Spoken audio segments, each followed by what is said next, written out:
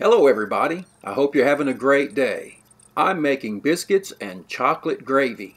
Have you ever had chocolate gravy before? It does seem a little strange if you've never tried it, but you really need to give this a try, and it's so easy to make. Let me show you how I do it. Well, of course, the first thing you want to do is get your biscuits ready. Now, I'm not going to spend much time telling you about how to make biscuits. I have several videos already up on how to make buttermilk biscuits and whole milk biscuits, and you can find them. But of course, to make biscuits and gravy, you need biscuits, and so I'm going to go ahead and get some biscuits put together and get them cut out just like this. I'll have a link to a couple of my biscuit videos at the end of this one, so you can look at that if you would like to see how I do the biscuits. Anyway, the main thing I want to show you is how to make the chocolate gravy, and it starts with half a cup of sugar. Now, I'm making this gravy based on 1 cup of milk, so it's real easy to double or triple the recipe. And so to the sugar, you want to add 2 tablespoons of cocoa. I'm going to go ahead and run it through a strainer or a sieve. You don't have to do this, but I'm just going to go ahead and do that. And you get that cocoa all put into the skillet. And next we're going to need to put some flour. We're going to use 2 tablespoons of flour. And you get that in. And obviously the skillet's nice and cold. And so we want to kind of begin to stir this together. I don't have the heat on yet, just kind of giving it a stir. And now I'm going to add 1 cup of milk, regular whole milk. And it's right out of the refrigerator. So we'll get that in and begin to gently stir. Gently, just because we don't want to slosh it out onto the stove. So we begin to work that together. Now you can do this in a saucepan just as well as a skillet, but I'm going to use a skillet. It really retains the heat well. So carefully stir and get this started. You want to try and combine everything, of course. It's not hard. This is really easy. So I'm going to go ahead and get some heat on. We want a nice medium-low heat. We're in no hurry.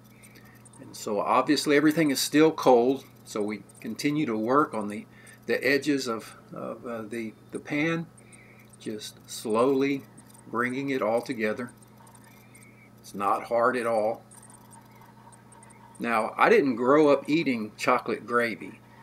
My wife did. Now, I grew up in Texas, and when I married her and she talked about how good chocolate gravy was, I have to admit it didn't sound very appetizing to me at all. And if that's how you feel about it, I understand completely. But then I had a chance to try it, and it's not bad at all. I think maybe the term chocolate gravy isn't as appealing as it could be. Maybe chocolate sauce would be better. I don't know. But when you try it, you might like it. I like it now.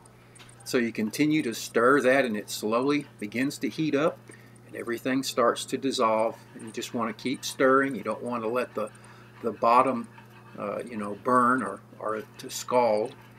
And so it's really easy. Now about this time, we need to also add a little salt. I'm going to put in about 1/8 of a teaspoon. A little salt in there, just like that. That's about right. And continue to stir, and you just want to keep it moving around. And all you're doing is you're waiting for it to warm up, and once it gets nice and warm, it'll start to thicken. And when it thickens, it's ready. I'm going to switch to a flat-nosed wooden spoon because it makes it easier to keep everything moving off of the bottom.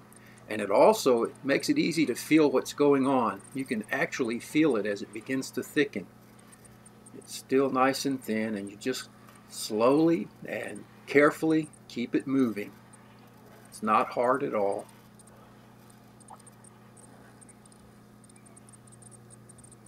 Yeah, the first time I tried this, it was like, wow, I don't know if I'm going to like it or not. And of course, if you don't like chocolate, you probably won't like it.